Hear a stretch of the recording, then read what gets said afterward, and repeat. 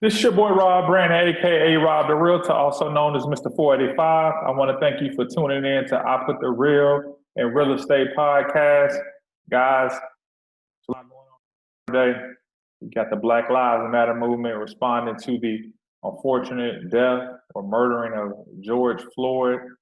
You have the Black Lives Matter movement revolting in the streets as well, trying to seek justice for Breonna Taylor.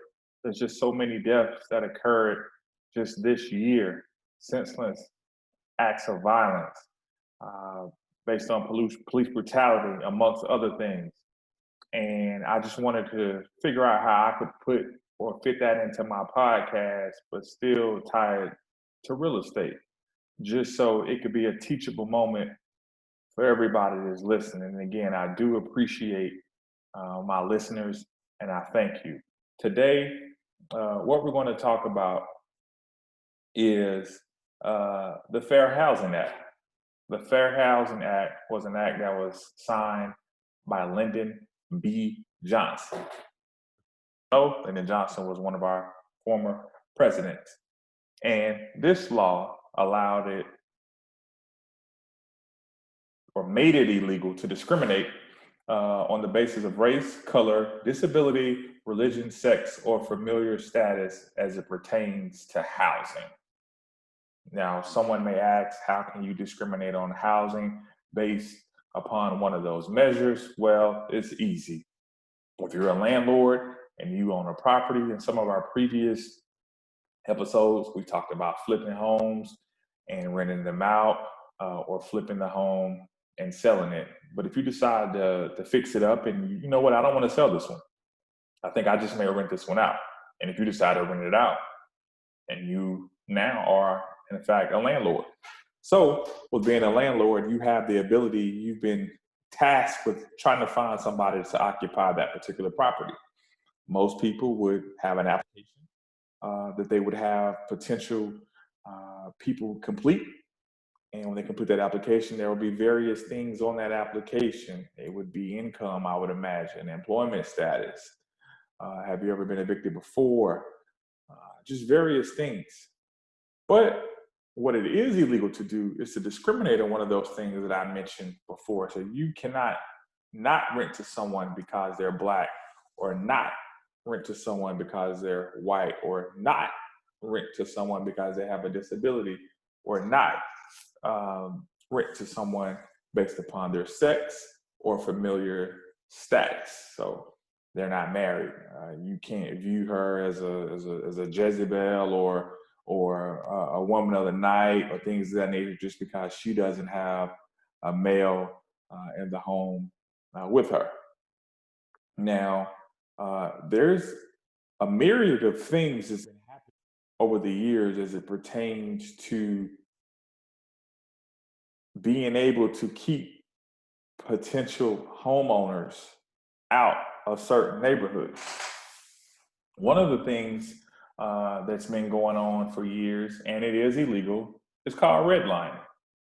And I'm going to just basically just read the definition and I'll talk about it. Redlining is a discriminatory practice in the real estate, typically involving mortgage lenders that refuse to lend money or extend credit to borrowers in certain areas of town. You live in this certain area of town, you're from this certain area of town, you know what, I'm not lending you any money. People from that particular area or segment of town have been known to have bad credit, have been known to not be able to pay their debts. And just as an investment company, it doesn't make sense for me to lend you that money and put our on the surface. It may sound okay, why would I want to risk my money? But they're not even going through the proper channels as it pertains to vetting these particular lenders that want to occupy these homes. And it was going on for years. And the lending process, I would say over the last 20 or 30 years, has been scrutinized to the umpteenth degree as it pertains to actually lending. If you go back and look at any comedy routines from 1970 on into probably 2015, one of the things that's immediately said on all sets is it's almost impossible for a black man to get a loan. Now, there is a lot of truth to that. Uh, it has been changing, I would say, over the last decade. I would think there's been more emphasis put on fair lending as it pertains to lending for property. One of the other things that it is illegal to do, in one of the terms that's used, is called blockbusting. Robert, what is blockbusting? Blockbusting is one of the terms that I learned when I first started my real estate class. I'm not going to drop a plug, but blockbusting, I'll read the definition. It's the practice of persuading owners to sell property cheaply because of the fear of people of another race or class moving into the neighborhood, and thus profiting by reselling at a higher price. Blockbusting. Pretty much me going into a white neighborhood. This works the other way as well. Me going into a white neighborhood, or white folks going into a white neighborhood and preying upon unknowledgeable people, telling them, you know what, there's some black folks, there's some colored folks, there's some Latino moving in to the property next door, and they're going to bring down the property value of the home.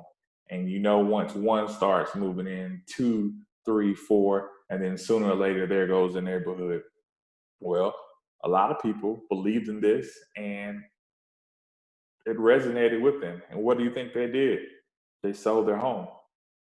Some didn't sell at a profit. They just wanted to get out of there because how dare they live in a neighborhood that had a black person. And what was happening was they were selling their homes for below market value.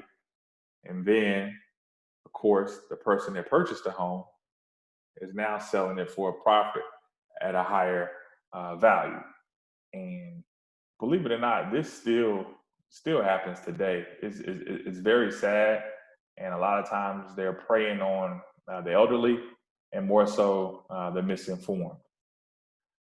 And it's something that definitely it's sad that it is happening, but I definitely challenge anyone that's listening to my voice to educate yourself as you go through the home buying process, and as it pertains to what affects property values.